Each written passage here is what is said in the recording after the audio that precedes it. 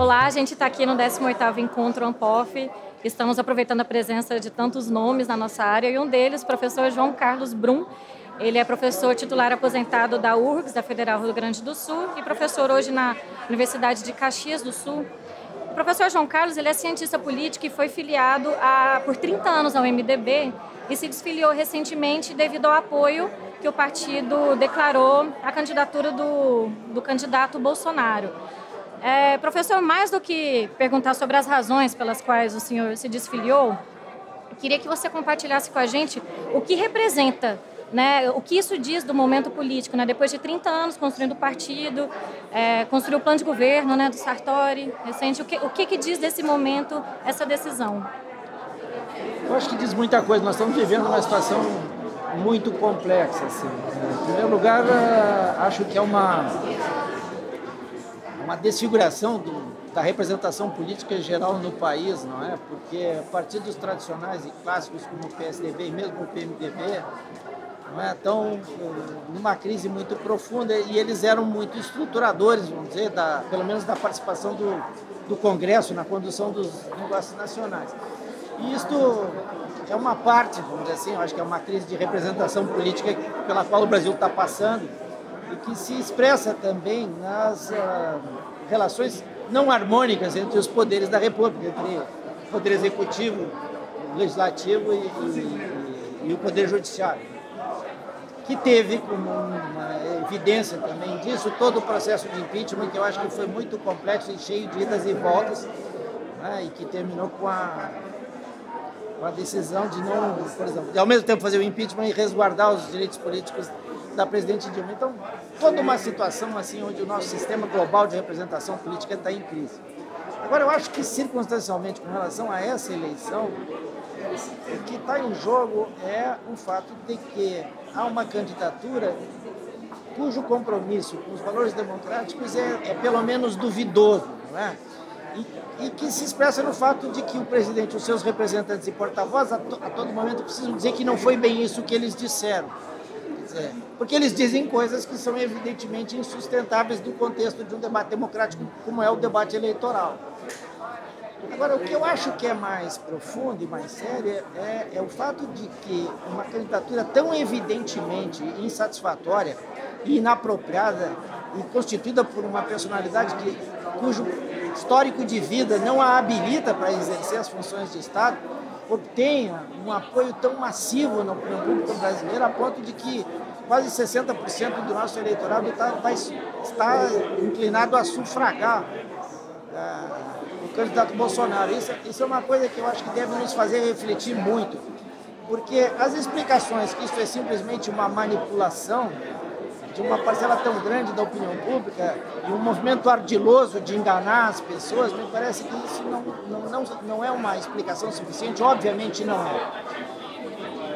E acho que as razões que estão por trás disso precisam ser muito melhor analisadas e eu acho que o discurso oposicionista e o discurso da esquerda brasileira é muito deficiente do ponto de vista da compreensão do que está acontecendo no país e também do seu papel nesse tipo de posicionamento, não é, de apoio a uma candidatura tão estranha, tão anômica como eu acho que é a candidatura do Bolsonaro.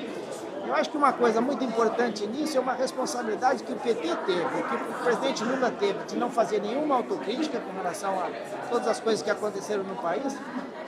E o antipetismo é tão grande, tão forte, que é um componente tão grande na motivação daqueles que estão apoiando o Bolsonaro, é algo pela qual, assim, no mínimo, o PT tem que enfrentar esta questão. Por que é tanto antipetismo? Isso tem a ver um pouco com as políticas, tem a ver com as denúncias de corrupção e tem a ver com uma dificuldade de fazer uma avaliação autocrítica.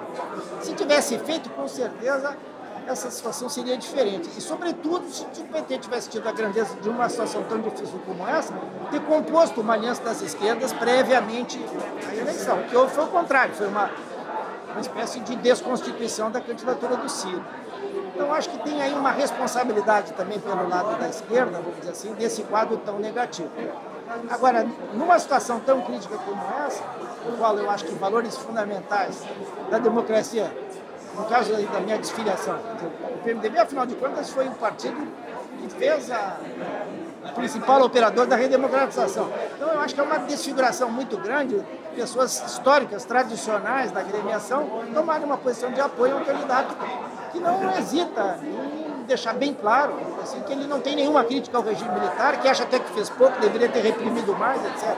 Acho que é uma coisa inaceitável. Para mim, é inaceitável.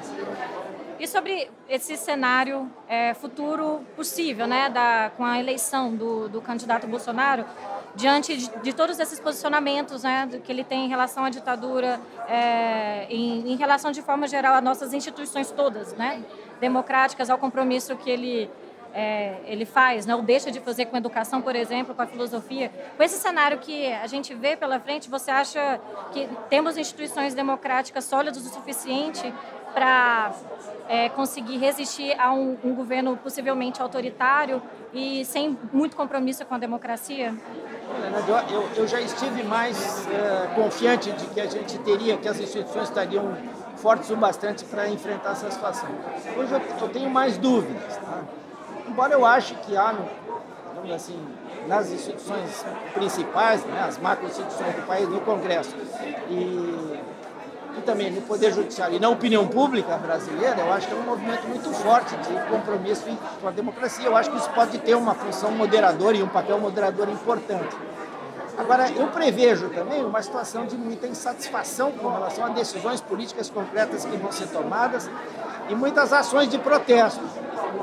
E não está excluído que essas ações de protesto venham a ser reprimidas fortemente, que a gente entre em uma escalada assim, de movimentos e de repressão. E isso pode ensejar medidas como estado de sítio, coisas assim. Eu espero que não aconteça. E acho que nós, vamos dizer assim, que vamos nos colocar na oposição ao governo, devemos ter um certo senso de moderação e de fazer esse confronto, tanto quanto possível, de maneira que não seja provocativa de atos de ainda maior violência. Eu acho que aqui tem uma questão de condução política importante por parte das forças de esquerda, que eu acho que devem apoiar a sua posição na defesa da democracia brasileira e no respeito às instituições e ao sistema jurídico tal como ele existe hoje. Agora, se houver um empreendimento de transformação institucional, no sentido de restringir liberdades, de se autorizar a tomar medidas discricionárias e de suscitar um ambiente de violência no país, bom, aí a gente já não sabe mais o que pode ocorrer. Espero que isso não venha sobrevir na vida do Brasil. Uhum. Professor, e também para encerrar, a gente está aqui no momento, né, desse encontro, que são mais de 2.200 pesquisas, né, sendo apresentadas, muitas inclusive, né, da área da filosofia política, refletindo sobre também o momento que a gente vive, sobre, né, a política que a gente tem. E em relação a isso, eu queria que o senhor também pudesse analisar esse momento que a gente vive hoje, que independente da eleição, o momento do que pode vir a ser, o momento de polarização, o que pode ter feito para a gente ter chegado até esse cenário hoje de uma possível eleição de uma candidatura extremamente, praticamente fascista no Brasil? Eu acho que tem coisas assim. Por exemplo, a situação da segurança no Brasil é uma coisa muito grave, muito deteriorada. Eu acho que esse é um fator, quer dizer, há um certo medo, assim, civil, quer dizer, das relações, assim, as casas que têm cada vez mais cercas, as preocupações que as pessoas têm sempre ao sair, de se comprometer a telefonar para dizer que não aconteceu nada, usar cada vez mais o Uber, transportes coletivos, não deixar os carros estacionados na rua. Isso é uma coisa assim que na classe média brasileira, e boa parte também de outras classes, né, isso é uma preocupação muito grande e esta é uma razão pela qual há esse movimento na direção de mais ordem, né? Eu acho que as forças democráticas brasileiras não se deram bem conta. Acho que é uma responsabilidade fundamental de todo e qualquer Estado manter a ordem, porque nós estamos num certo limite. Do lado da esquerda, isso me surpreende ainda mais, porque quando a gente vai fazer um inventário dos óbitos, a gente vai ver que a maior parte dos assassinatos, das mortes que vem, são da juventude operária brasileira, das pessoas mais pobres do Brasil. Então era óbvio que isso tinha que ser uma prioridade nacional, e não tem sido. Então isso é uma coisa que explica. Depois tem a crise econômica, que também frustrou muita gente. Né? Pessoas que tinham expectativas de melhorar de vida viram interrompidas. Tiveram, na verdade, durante o período dos governos do PT, uma óbvia melhora das condições sociais, isso de repente se interrompe. as pessoas então têm uma frustração muito grande com relação a isso, a promessa não cumprida. As promessas também, os ciclos econômicos não estão sob controle dos gestores. Então também isso é uma coisa assim que não tem muita racionalidade na decisão. Mas acho que isso é um outro elemento.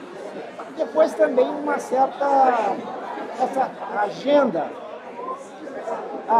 essa das chamadas identidades, né, das questões relativas a gênero, relativas à raça, né, e até à condição social, e também toda a agenda essa relativa assim, às mudanças nos valores em relação à vida sexual, tudo isso afeta coisas de fundo. O conservadorismo brasileiro em coisas muito de fundo. Então isso é também um outro elemento.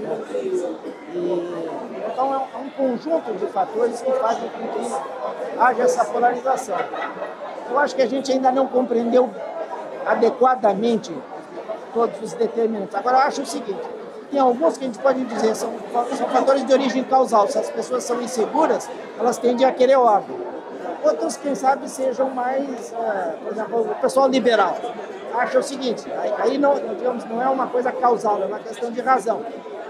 Uma tese, uma opinião de que a economia e a situação social do Brasil melhoraria mais se tivesse menos intervenção estatal. Então, acho que se compõe, tem vários estratos aí. E a gente precisa compreender isso. Mas acho que o principal, do ponto de vista prático, é fazer uma oposição democrática vigorosa, mas manter sempre como coordenada do posicionamento opositor o respeito às instituições. Professor, muito obrigada. A gente agradece a contribuição do professor aqui e também fala para vocês que a cobertura da 18º Encontro Ampof continua no canal, as transmissões ao vivo, amanhã, quarta-feira, quinta-feira, e acompanhe todo o conteúdo do nosso encontro aqui.